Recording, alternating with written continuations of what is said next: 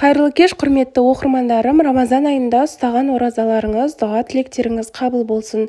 Бүгін оразаның кешінде осындай құнарлы, пайдалы сорпаның рецептімен бөлісетін боламын.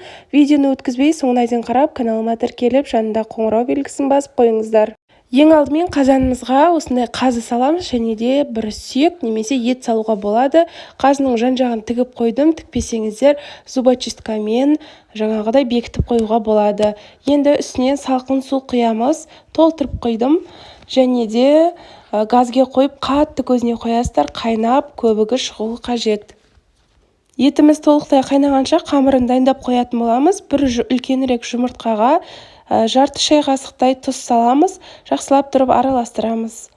Егер сіздің отбасыңызда үлкен көп адамдар болатын болса, кішкентай бір 20-30 миллиграмдай су қосуға да болады.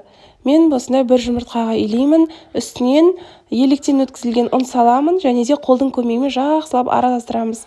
Алғашында бір-біріне жабыспай, солай қамырдың басы бірікпей тұрады, бірақ осылай жаңағыдай илей берсеңіздер, қамыр бір-біріне бірігіп, дөңгелек қамыр болып шығады. Қамырымызды илеп алдық. Міне енді салфан пакетімізге 15 минутқа салып қоямыз, яғни тынуы қажет. Қамыр қаттылау қамыр болып шығады.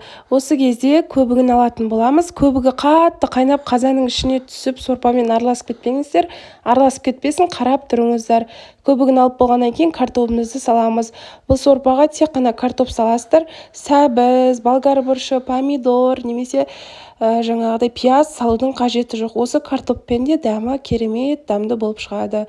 Әрі сорпасы тып-тынық, мөп-мөлдір болып шығатын болады. Сонымен қатар айта кетейін, қақпақты толықтай бетін жаппайсыздар, сәл қиғашынан жауып қоясыздар. Осылай жай отта әдемі қайнап тұруы қажет. Қақпақты толықтай бекітіп жауып қойсаңыздар, сорпа қатты қайнап, майы ішіне араласып кетеді. 5 минут өткеннен кейін қамырымызды жаятын боламыз. Үстелге ұн сеуіп, осы қамырды оқтаудың көмегімен жаямыз. Кішкене күш керек болады, өйткені қамыр қаттылау болып тұр. Шет жақтарын, жан жақтарын барлығына ұн себе отырып, оқтаудың көмегімен қамырымызды дөңгелек пішінде жайып аламыз. Сонымен қатар оқырмандарым, каналымның алға қарай дамып, жылжуына өз үлесіңізді қоса кетіңіз.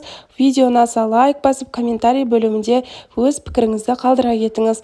Және де каналымда өте дәмді ыстық тағамдардың, оразаға қарсы менюлардың барлық түрлері бар. Салаттардың, тәттілердің, пирогтардың рецептерін каналымнан таба аласыздар.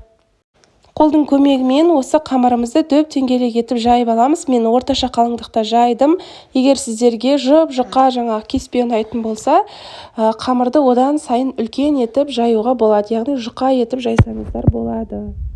Видеодағыдай орап, одан кейін ортасынан кесіп алып, оны тағыда екіге бөліп, осылай кеспемізді жұқа етіп кесеміз. Ірі кессеңіздер, ол суға, яғни сорпаға салғаннан кейін көлемі ұлғайып кетеді. Сондықтан майда әрі жаңағыдай жіп-жіңішке етіп кесіп, осылай дайындап алыңыздар. Арасына аздап ұн себіңіздер, қамыр бір-біріне жабысып қалмасын. Менде қазанымда ет 2,5 сағаттай қайнады. Егер суы тартылып бара жатса, үстінен қайнаған ыстық су қосуға болады. Келесі кезекте турап алған кеспемізді салатын боламыз. Осы аралықта егер сіздер жаңағыдай қазыны алып, сүйегін алып, еттерін бәрін бөліп, қазыны турап салуға да болады.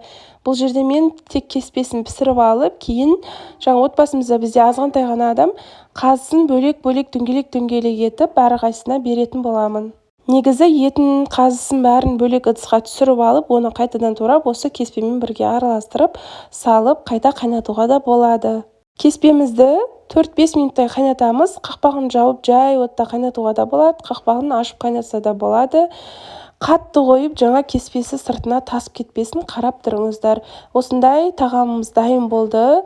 Өте құнарлы, әрі дәмді болып шығады. Міндетті түрде жасап көріңіздер. Және де осы видео ұнаса, төменгі жақта поделиться деген бөлім тұр. Соны басып, WhatsApp желісінде чаттарға, группаларға бөлісіп қойыңыздар. Баршаңызға ас болсын, жасап көріңіздер.